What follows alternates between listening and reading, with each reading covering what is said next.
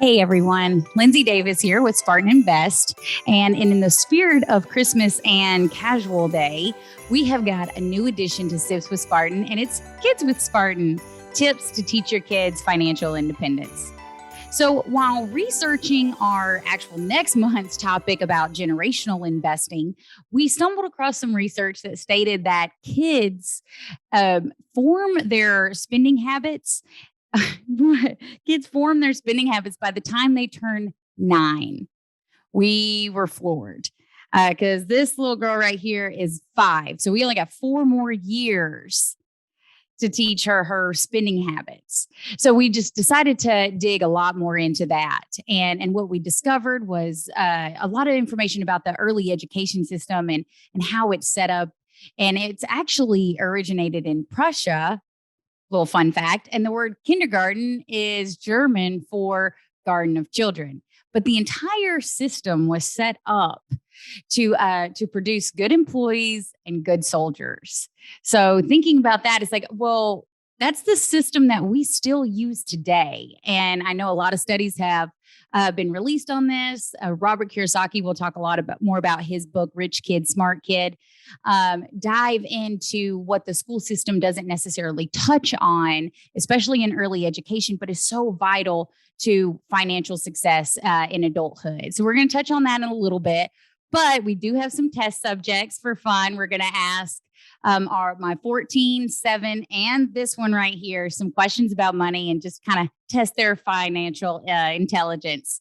Don't worry, they were not harmed in the making of this video. Enjoy. All right, guys, y'all ready? Yes. Okay. Are you guys excited about Christmas? Yes. All right. So, you know what we're going to do? We're going to ask you guys a couple of questions about money and about saving and see what you guys know. This is a test on mommy, too. Okay? Like saving what? Like saving someone or like saving money? Like saving money. We're off to a really rough start. All right. Let's see here. Jackson, I'm going to start with you, okay? Tell me what you know about money. It helps you get stuff and you get give it to someone to get stuff, and that's all I know. That's good. All right. Colin, what are some of the things that you can get with money? Like a house and, assets. What is an asset? It's like something that you can own, really. Like anything that you can own. Yeah, that's good. All right, Addie. Why do we need money? Because we need to be rich. And we need to buy stuff for a lot of people, so we need a lot of money. We need a lot of money so we can buy stuff for people for Christmas. And we need money to buy bracelets. We need money to buy bracelets. Okay, well, Addie, how do you earn money? Doing chores. Doing chores. Jackson, how do you earn money? Do good stuff for other people. Do good stuff for other people. Colin, how do you earn money? Chores. Well, not me personally, but you can earn it from like a job or something. But You don't have a job though. I said not me personally. Colin, tell me what you know about investing. Big word. I guess it's like putting your money into something because you think it'll do well. Because you'll get more out of it, I guess. It's really cool. It's good. Very good. All right, Jackson, what do you think a budget is? A budget is when, like,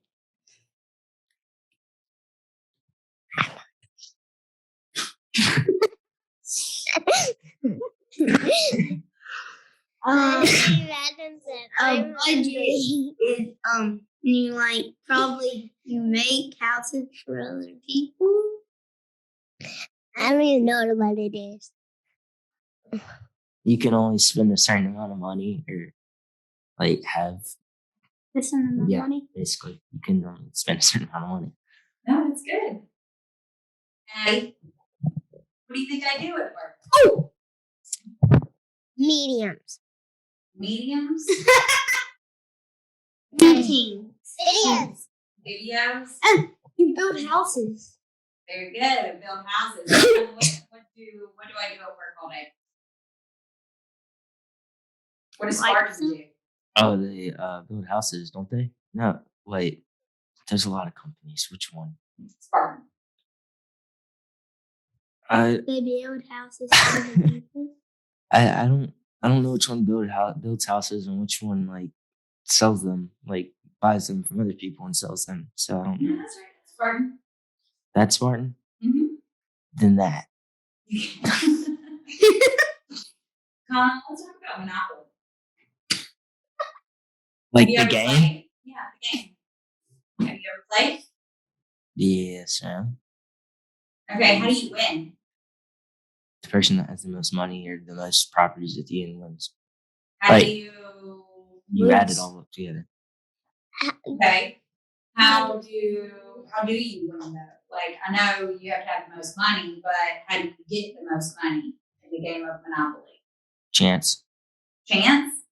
I Yeah. wrote one like Well, I guess. a race winning. A race winning? Yeah. I guess Like a board game. you can get it from like chance, but then you can also buy the properties and have people give you money and all that stuff. You can do what now? You can buy properties and people land on them. They give you money. All that Okay. jazz. No, that's exactly right. Okay, Jackson, what were you gonna say? How do you win Monopoly? It's like a board game, and when every time you move, there could be little squares that have money on them, and that's how you get the money. Addie, what is something that you want but you don't have enough money saved up yet? A Barbie. A Barbie doll? A Barbie car. Oh, a Barbie car? Actually, a Barbie house. What do you You already have Barbie house. We went to the whole neighborhood. Colin, how much do you think it costs to buy a house in Birmingham versus New York? It's a lot more in New York, but like, what size house? Like Just a red, like let's say a 3-bedroom, 2-bath. 3-bedroom, 2-bath. Mm-hmm. Costs millions in New York. Here it only probably 2-bed. 3 bedrooms, 2 bathrooms. I'm hungry. That would probably it wouldn't cost as much here. I don't know the exact amount. Yeah, that's good. You're right. Okay, last question. I'm gonna ask it of all of you guys. Oh, it's the last one. This is the last one. All right, Addie, you go first. Okay. How do you think people become rich? Saving money. By saving money. What else? I know about like how you take money. How you take money. Yeah, and not like Stealing. no, not I don't mean stealing it. I mean like wasting it. Oh, wasting it. Oh, okay. Well, how do you think you waste money? As buying a lot of stuff. All right, Jackson, how do you think people become rich? By helping a lot of people and doing some chores and then you just get rich. By doing chores and helping people? And job. And a job? A lot of time and hard work. Mm-hmm. Anything else? The work you put in reflects what you do. Reflects like what you make reflects what you do. So if you don't do a lot, then you're not gonna make a lot of money. All right, Colin, Jackson, Addison, thank you guys so much. That was great. Y'all did such a good job. All right, real quick, tell me what you asked Santa for Christmas. Colin, you go first. Literally nothing. Literally nothing. Jackson, what you ask Santa for Christmas? Electric scooter, a scooter that had a gun, and then I want a basketball hoop. That the nets. And so at my door. Okay. And then I want Ask Santa. yeah, huh? And I also want a go-kart. Yeah. Hmm. Addie, what did you ask Santa for Christmas? A Bobby toy and also a bike, a bubble toy, and a tea set. And a tea set. Sounds good. All right. Y'all say Merry Christmas. Merry Christmas.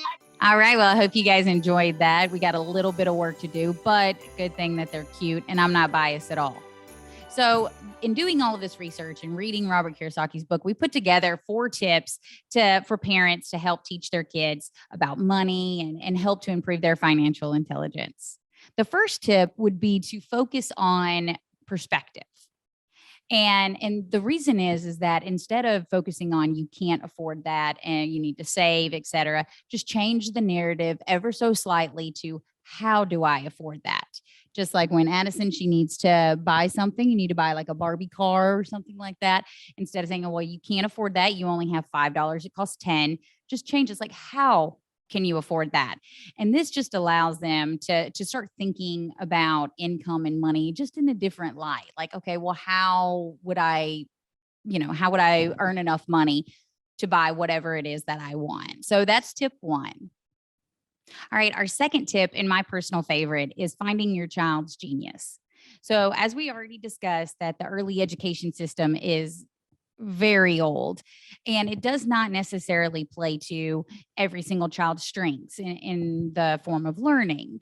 And while we love our teachers and we learned firsthand through COVID that teachers have it very tough, I was a horrible kindergarten teacher to my son.